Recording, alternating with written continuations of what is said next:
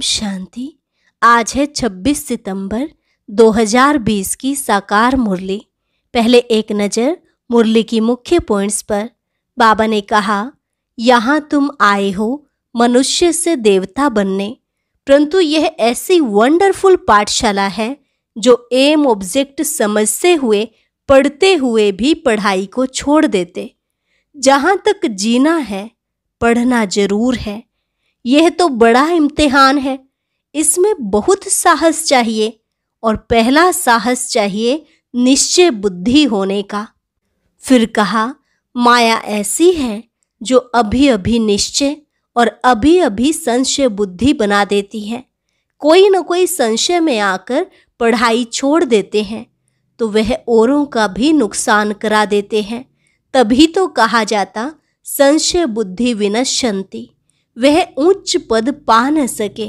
कोई ऐसे भी कह देते कि हमको फलानी ब्राह्मणी से निश्चय नहीं बैठता है, तो बाबा ने कहा तुमको पढ़ाने वाला वह सुप्रीम टीचर है, ब्राह्मणी भी उनकी नॉलेज सुनाती है।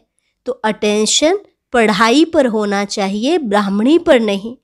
आगे कहा, बाप का बनकर अगर कोई पाप करते हैं तो उनका 100 गुना दंड हो जाता है, फिर वह जामड़े ही रह जाते हैं। पुण्य आत्मा बनेंगे इस पढ़ाई से। अगर कोई नहीं पढ़ सकते हैं तो जरूर कोई खराबी है। और लास्ट में बाबा ने कहा, कोई भी कारण से बाप को छोड़ा तो उन्हें कमबख्त कहेंगे।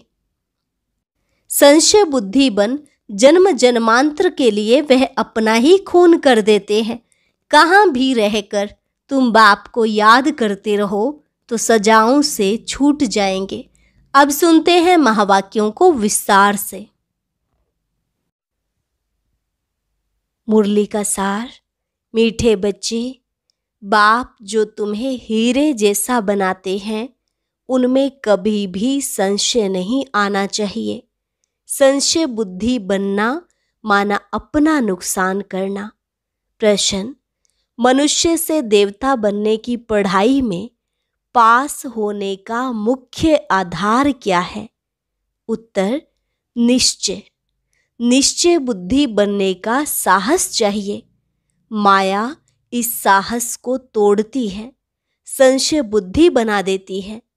चलते चलते अगर पढ़ाई में वो पढ़ाने वाले सुप्रीम टीचर में संशय आया तो अपना और दूसरों का बहुत नुकसान करते हैं।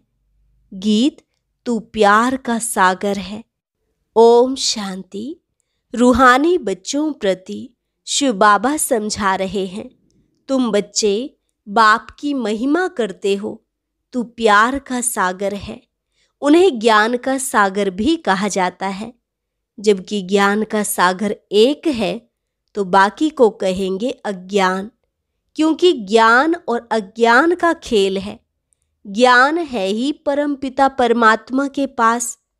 इस ज्ञान से नई दुनिया स्थापन होती है। ऐसे नहीं कि कोई नई दुनिया बनाते हैं। दुनिया तो अविनाशी है ही, सिर्फ पुरानी दुनिया को बदल नया बनाते हैं। ऐसे नहीं कि प्रलय हो जाती है। सारी दुनिया कभी विनाश नहीं होती है। पुरानी है वह बदलकर नई बन रही है। बाप ने समझाया है, यह पुराना घर है जिसमें तुम बैठे हो। जानते हो हम नए घर में जाएंगे। जैसे पुरानी दिल्ली है, अब पुरानी दिल्ली मिटनी है, उसके बदले अब नई बननी है।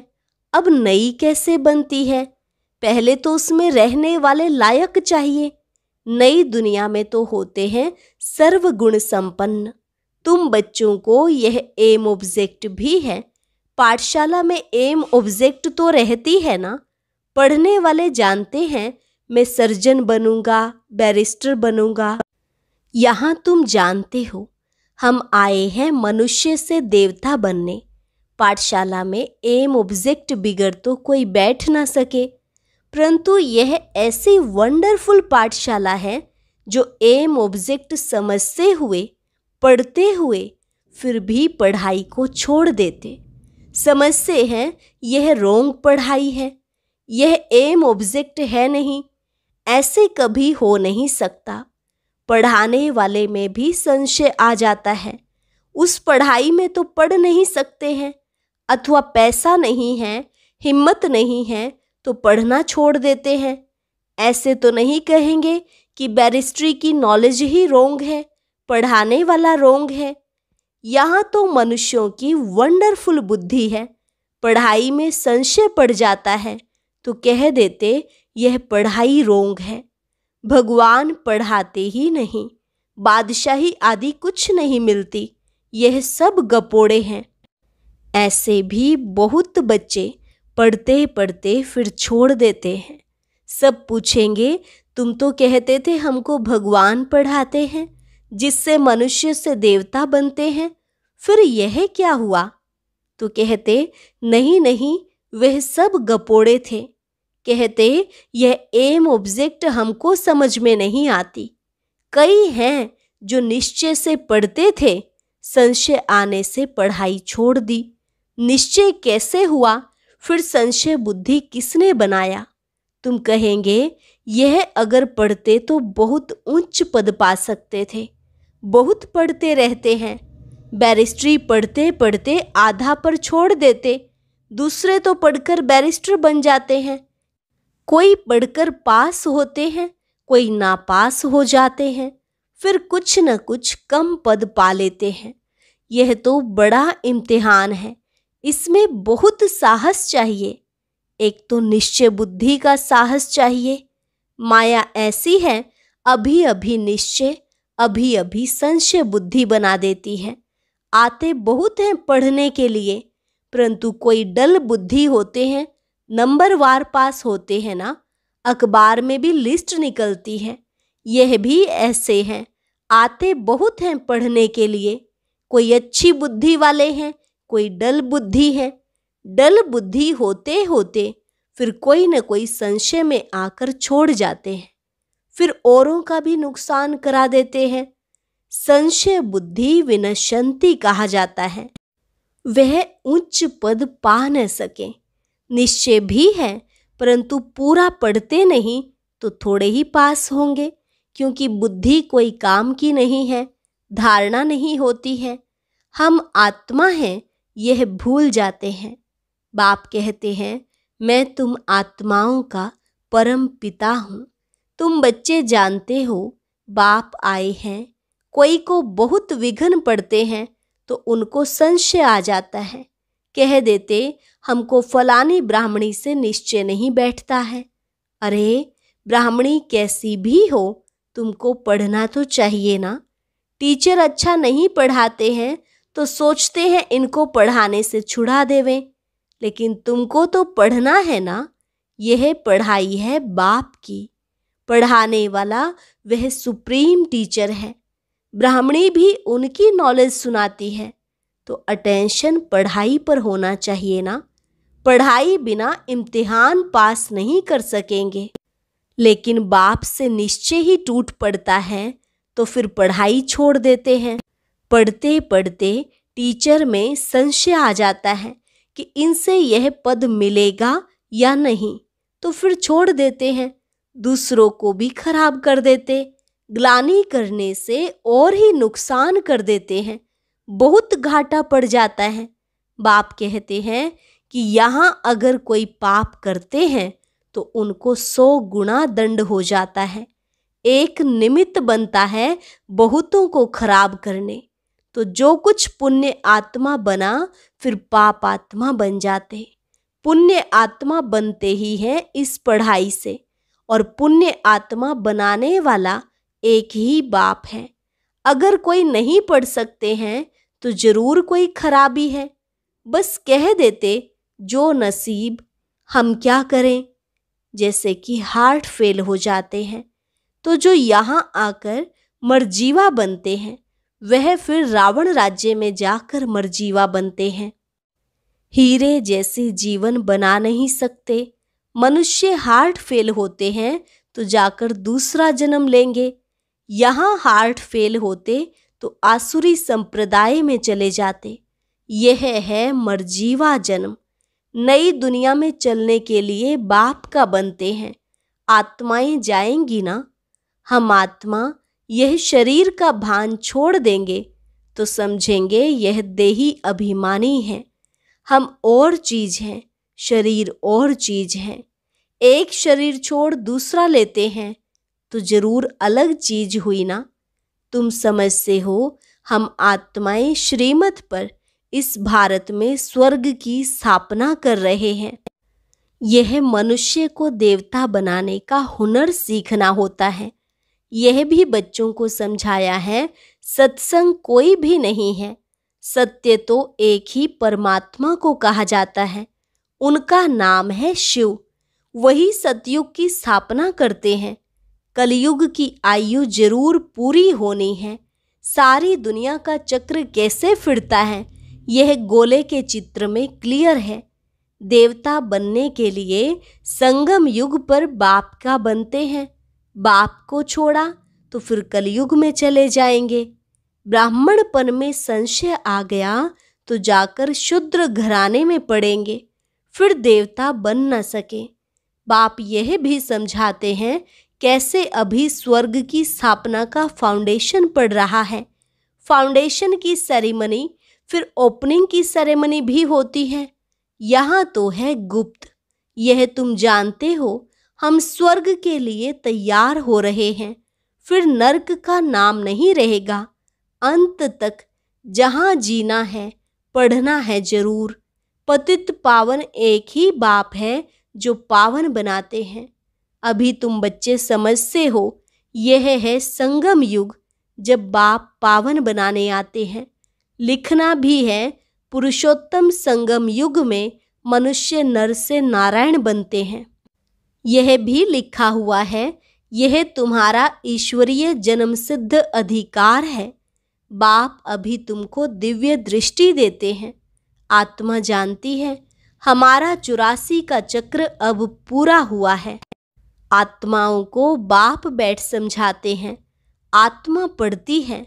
भल देह अभिमान घड़ी घड़ी आ जाएगा, क्योंकि आधा कल्प का देह अभिमान है ना, तो देही अभिमानी बनने में टाइम लगता है।